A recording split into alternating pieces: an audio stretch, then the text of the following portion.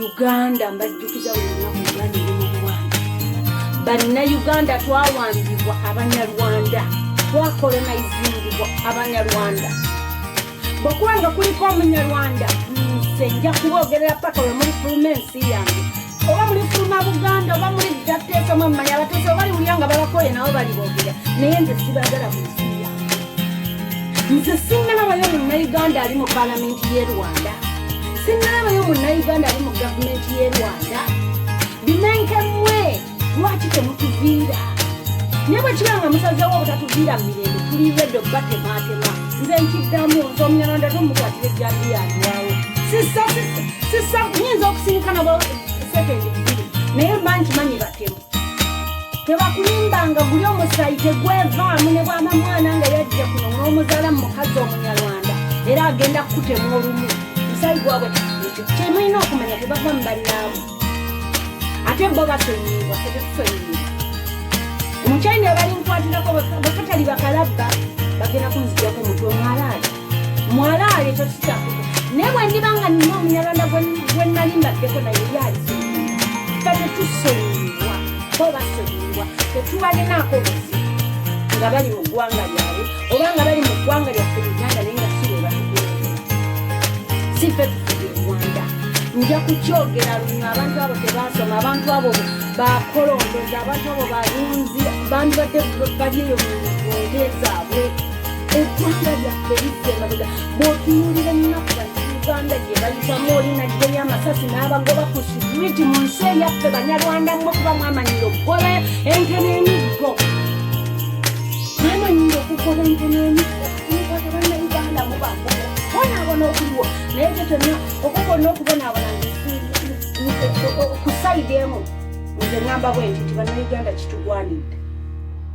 Tutololeetinze nnyo abantu bano. Tubatololeetinze nnyo okutuuka we batutuusiza nnyo. Senga tunaagenda mu maaso nga tubatololeetinze tujja kusigala nga we just talkers. Fenna tusobola okubaako kye tukola. Tuva mu misaayi gy'aba warriors, tuva mu misaayi gy'abajjajjaffe abaali abalwanyi. Twasigaza kuboogerako nti nze bajjajjaffe baali bamulwanya mmuli. Lwaki tetusituka Bannayuganda oba muli Basebbeeyo oba muli Batoolo oba muli Bakigo oba muli Bajjapadoolo oba muli Bakyoli Balulu Balango baki kiki ekibagaana okusituka tutwala eggwanga lyaffe Abanyarwanda bali wamba. Akasajja kagenze Kongo kola nguudo. Kakola nguudo kubanga Kongo babbayo ebyobuga. Ate mujje mukyegendereze naawe okutuga Kongo ne Munyarwanda. Bomba temukimanyi. Omanyire ebintu bwagwabawo mu ngaaso okubyogera.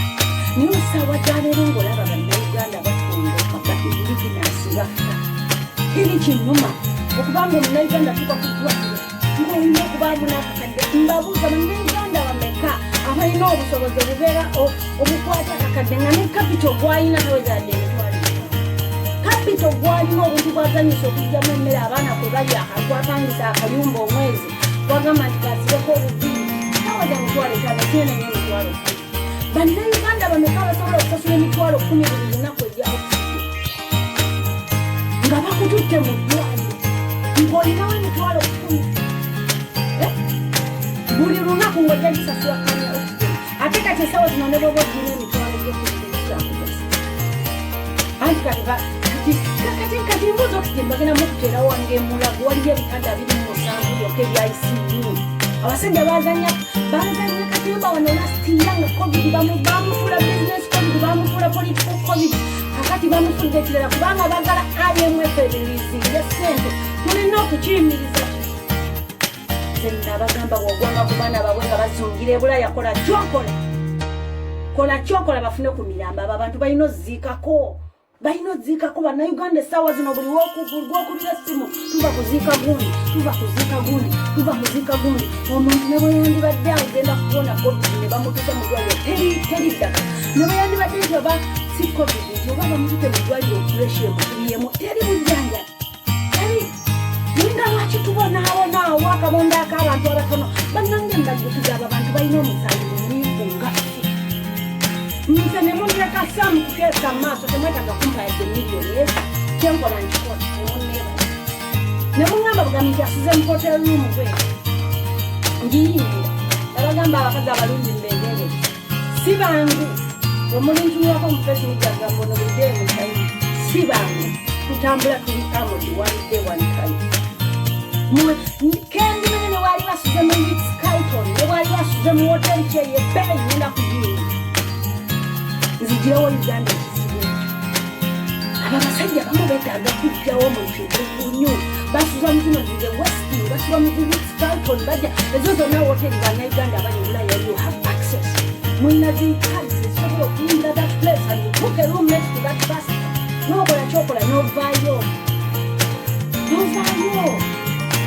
kikye musobola kukola aba basajja nze twagala bakyalako mwezi hoteli Ritz Carlton zani Ritz Carlton ezo hoteli ezebbeeyi tubeeko kitwekolera nabagala mujazanira ku muntu wa famire enfu akulinde akumanye ntiwayingidde omanye owa booking hoteli wa booking tekijja kuntwa ne bwenawanga kanaiti $1,000 jatusasula usulemu oba $2,200 jajisasula nyingire nkumalirize bakuddizeyo mu box osingamu wange weriga batungaba neganda nzitebe kimuluma abantu baba ate nzibinonjebulakunga abantu babulaya bamumugenda muganda ebitukwatako tuli Bulaya naye ate era mukola kuzza ssente kuzimba wammwe Uganda ebizibu wabituuka e Uganda sawa zino mwenna abali kuno oba muli Bulaya oba muli waka mwenna mulina ab'enganda zammwe bakubira simu ne bagamba tuna tuli mu lockdown tuweereza ekyokulya tuweereza ekyokunywa senga yalwadde jjajja yalwadde era esigala nsawo yo yekolebwamu naye ng'olira ddala lwaki tosanga mutabani wakuteesa oba muwala we ne mubaako kye mubakola amawanga agamu ge mulimu tegalina death penalty kati nno kibabulirwa kuba bamutemukimanyi tegayina ate osobola n'ofuna looyo omulungi nowooza kumuga ate nakoze nakikoze naye abantu abo batulakizza obulumi bungi okuva e Uganda gye twava be bamu kubatta abantu baffe be bamu kubatwetera mu mbeera gye tulimu fayini bajja kusibayo tebakusire naye nga yoyo olitakyadde kubanga bebatukola nabo babitegeeza okututta bakitegeeza obo batusse mu buli mbeera batusizza obwavu batusizza health batusizza emiggo batusizza amasasi batusizza okutulugunya ddala bannayuganda munafuna kimumanyi yenza kinwanya sagala kulinda lumaleko nfuna wange ndeko kyenkola njagala nkole kyenkola nga temunakonkola wange nze nokuke wange neyandimulese mubaliriza nze bampitira nanwaniraako walwengedde owamuliwana mpita buyisi twetaaga kumaliriza kubanga teri kiruma mwena Uganda abadde mu Uganda ne mugamba mugenze kuba eyo mugenze kukola mwagala kukola kuzza Uganda kubeera bulungi naye teeberezanga n'obusente bwokoleze waka ogenda kusanga mirambo ogenda kuzira okiyozese zigenda kuwonera nga kitaawo banyongo gwaleko okolerere yatuuka mu ddwaliro nga teriifa ne bagaatata kaweddemu senga kaweddemu jjajja kaweddemu waliwo okutula ne twefuula abasiru buli lunaku kubanga mubeera Bulaya mubeera mu nsi ezirimu mediko niba nensi gyembeeramu banyebizo bazikolera twobola babavuma ne babayita emmomboze ne babayisaamu amaaso ne babakolera buli kimu east or west home is best bwekibanga kyetagisa fenna bannayuganda abali e Bulaya mukomewo wakati wanegwanga mwenna muli nnyo mukomewo ewaka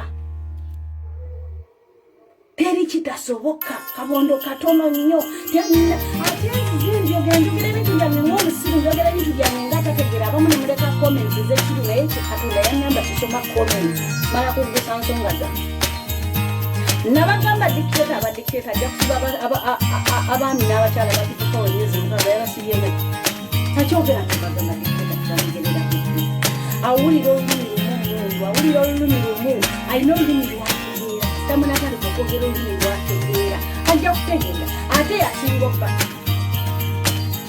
enswa bwetuusa envumo nga namukukyusa ati lwaki ddala buli lunaku tugumiikiriza n'akeera ku mata nagamba kati mbatadde mu lockdown n'agamba kati nzibaggyemu abanaku ffe tubonaabona sikulu fiza abana yabalinze ne mumazza ku masomero nnaku bbiri mbwate lockdown ate bavudde mumaze osasula ebisale tulina siru